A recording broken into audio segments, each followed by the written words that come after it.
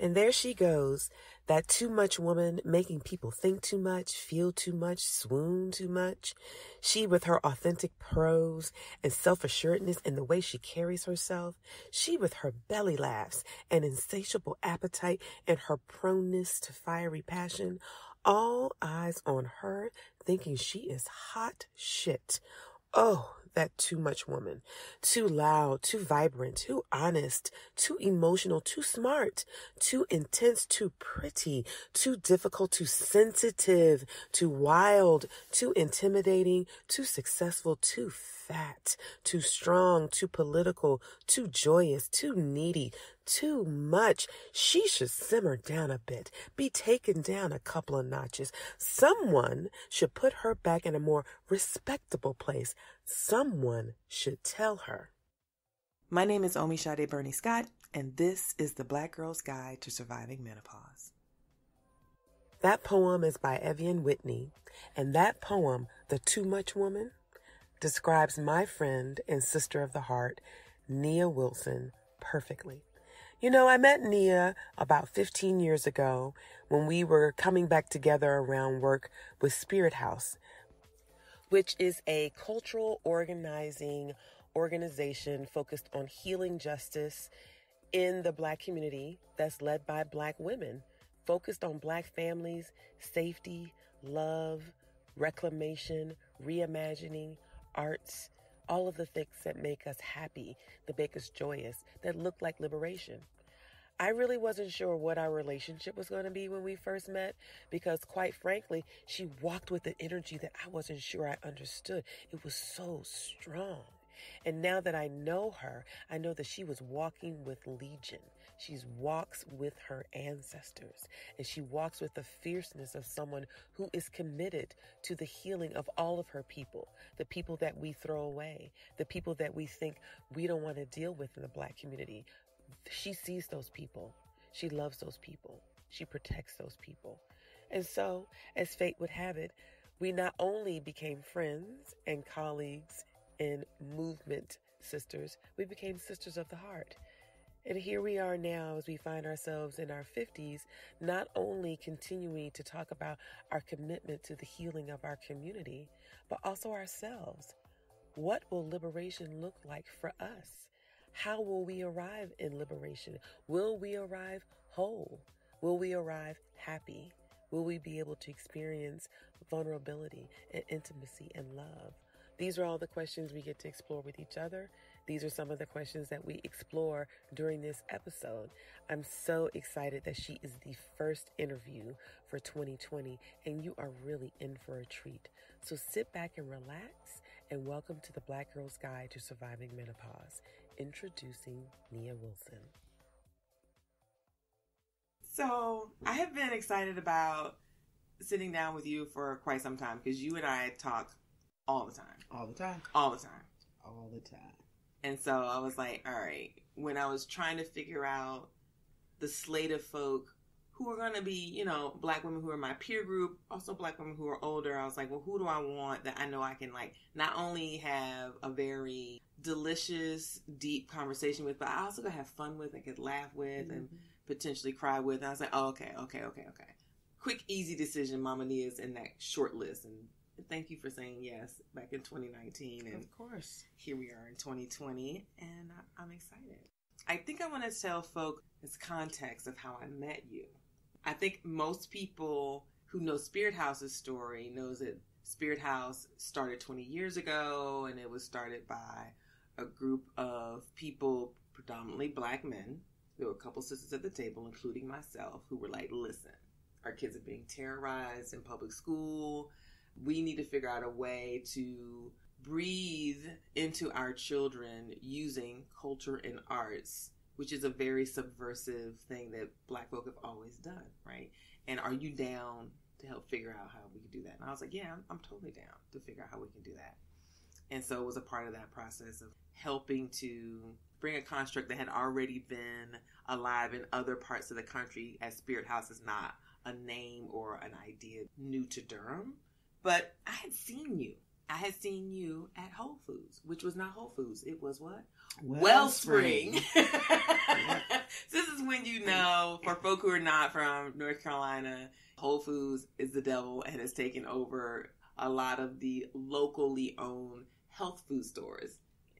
When I first moved to Durham, I thought of Wellspring as a health food store. Yep. Right? And I used to see you at Wellspring. Mm-hmm. And I was like, oh, I know this sister. You know, the sister with the eyes. They're like, you know Nia? You know Nancy? Yes, that's who I was at Wellspring. Right. You know Nancy? I'm like, I don't think I know who you're talking about. You know the sister with the locks, with the eyes. I said, oh, yeah. She has a daughter who has eyes just like her.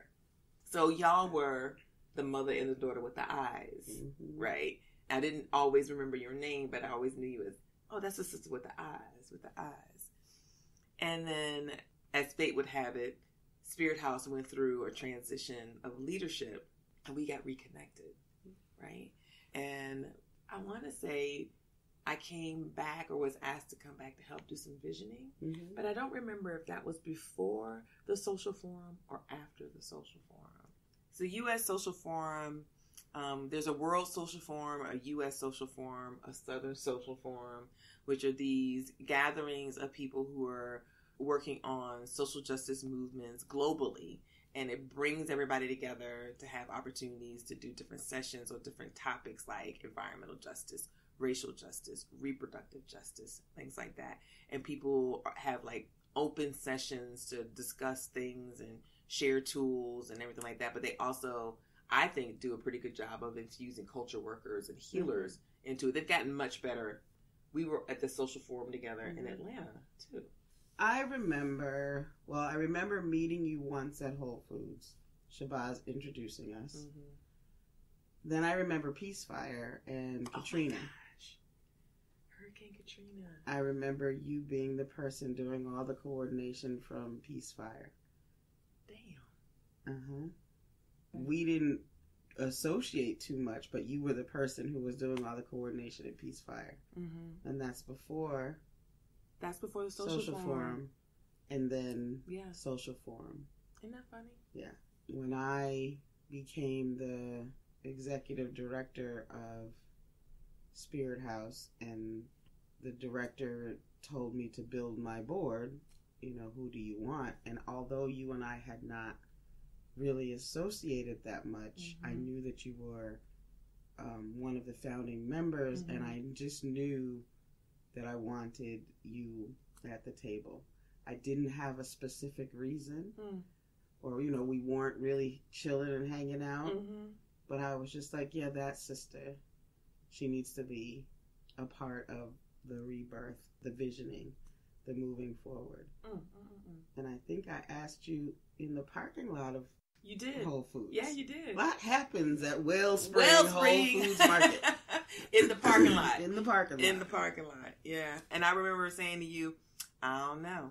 Because I had a not so great exchange with the brother Shabazz who had started it and had left a sour taste in my mouth.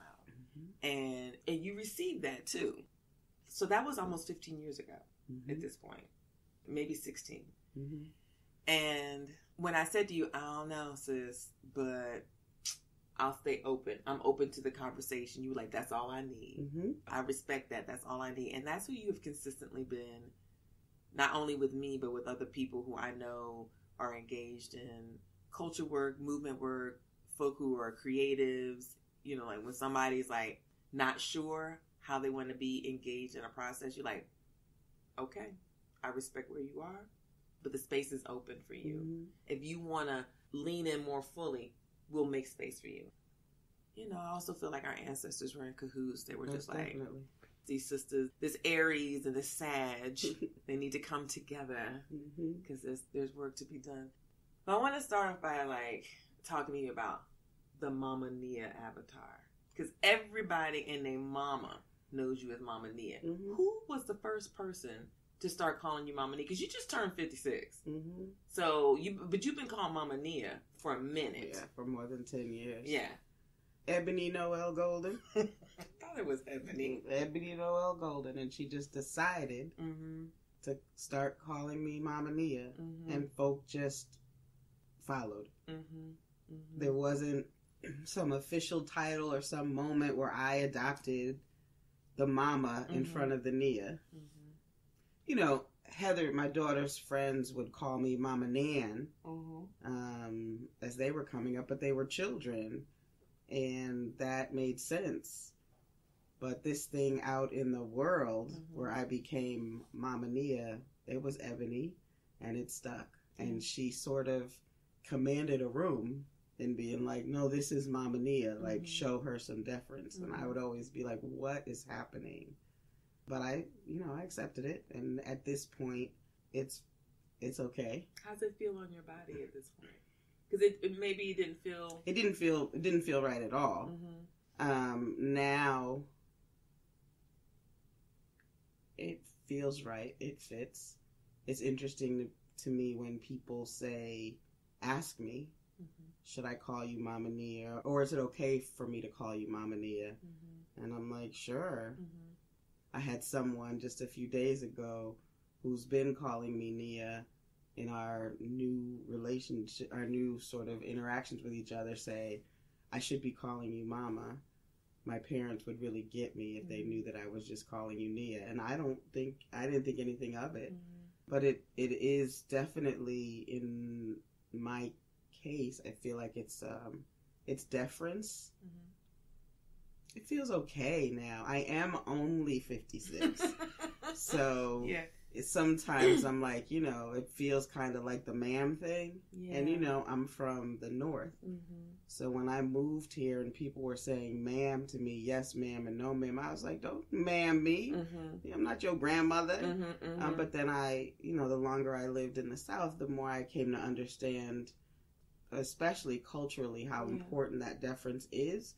And so I don't feel like I should blow it off as though it's not important. It absolutely is important in our culture. And so I'm grateful that folks have that kind of deference for me. And, even folks who are in my age group or older still call me that. But it was not a title that I created for myself. No, you didn't anoint yourself that. What's interesting is like, I call you Nia. But if we're out somewhere, introduce me as Mama Nia. I will introduce you as Mama Nia. I also feel like I need for folk to show respect. Like I think that Black women aren't respected. We already know this. That was a sigh. That Black women aren't respected. Black femmes aren't respected.